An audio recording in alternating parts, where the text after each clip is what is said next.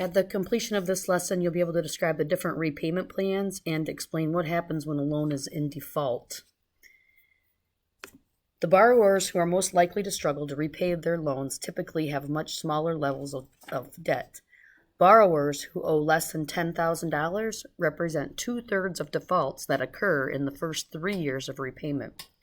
Borrowers with more than $40,000 in student loan debt account for only 4% of the defaults. That's because many students who take out smaller loans don't finish their degrees or obtain degrees that do not boost their earning potential. Watch this video on student loan debt and then come back. Pause my video and then come back when you're done watching this video. A lot of people don't.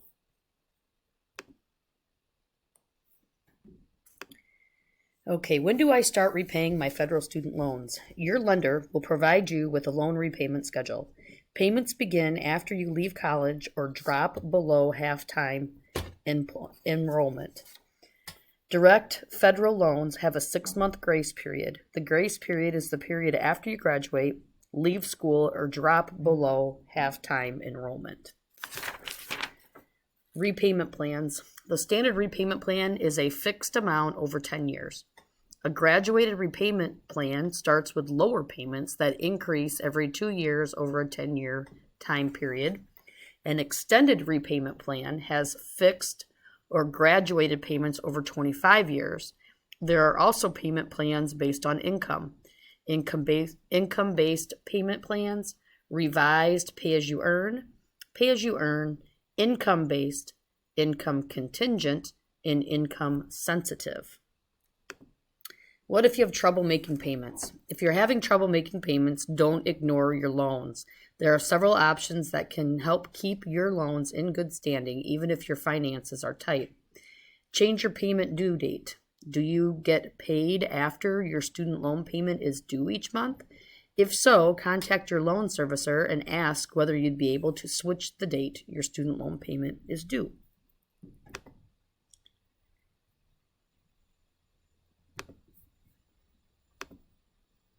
Change your repayment plan. What you ultimately pay depends on the plan you chose and when you borrowed. If you need lower monthly payments, consider an income-driven repayment plan that'll base your monthly payments amount on how much you make.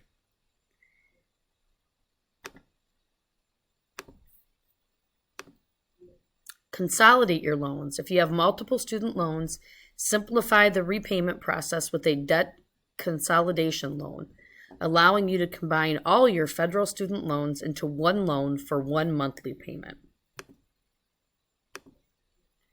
If you meet certain eligibility requirements, deferment or forbearance allows you to temporarily stop making payments or to temporarily reduce your monthly payment amount for a specified period. What happens if you don't pay? Your loan becomes delinquent the first day after you miss a payment. You remain delinquent until you repay the past due amount. If it's more than 90 days delinquent, delinquency is reported to the 3 credit bureaus. If you do not make a payment for 270 days, the loan goes into default. What happens if you default? Entire unpaid balance and interest becomes immediately due. You cannot receive deferment or forbearance or choose another payment plan.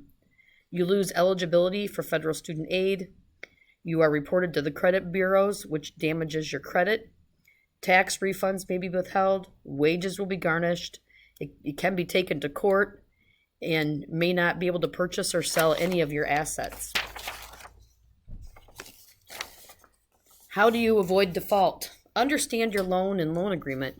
Understand the type of aid you're receiving. Loans, unlike most grants and scholarships or work-study funds, must be repaid.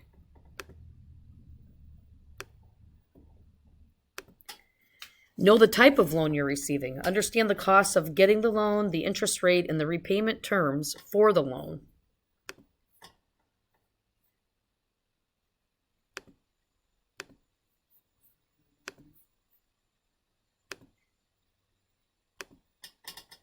Read Know Before You Owe from the Consumer Financial Protection Bureau.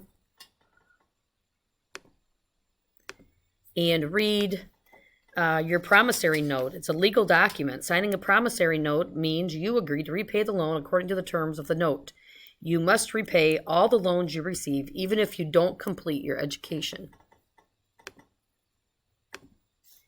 Manage your borrowing. Borrow only what you need to pay for college expenses. Track your loans online. Find information about all your federal student loans from the U.S. Department of Education by logging into My Federal Student Aid. Keep good records. Keep the following important documents in an organized file. Financial aid offers, loan counseling materials, such as entrance counseling and exit counseling. Your promissory notes.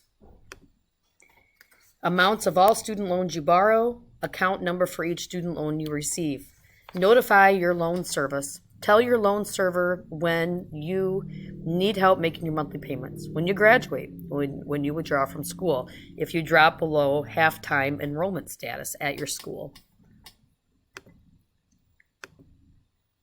Change your name, address, or social security number, transfer to another school, or experience a change in your life that might impact your loan payments. Loan consolidation takes a number of loans and combines them together into one loan with one payment. The pros, it's easy online application, it simplifies repayment, it can lower your monthly payments by giving you a longer period of time.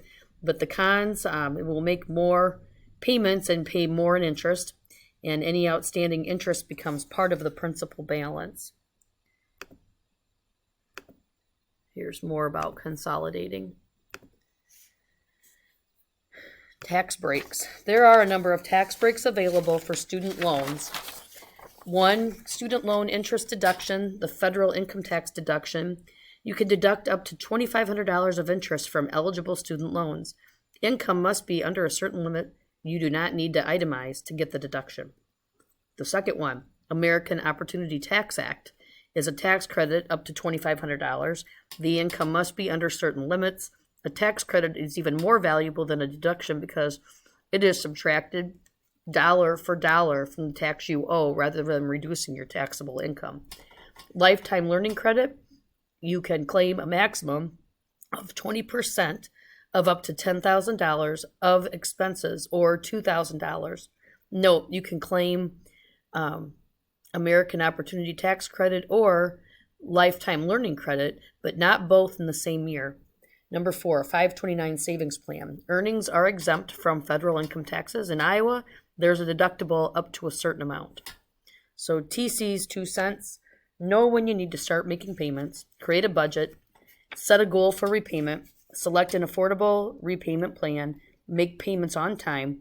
Pay off loans as soon as you can. And take advantage of deductible student loan interest on taxes. Make your student loan payments on time and a priority to pay them off. So I'm going to have you now go to 7.3a and just know that type in a short definition for each one of those.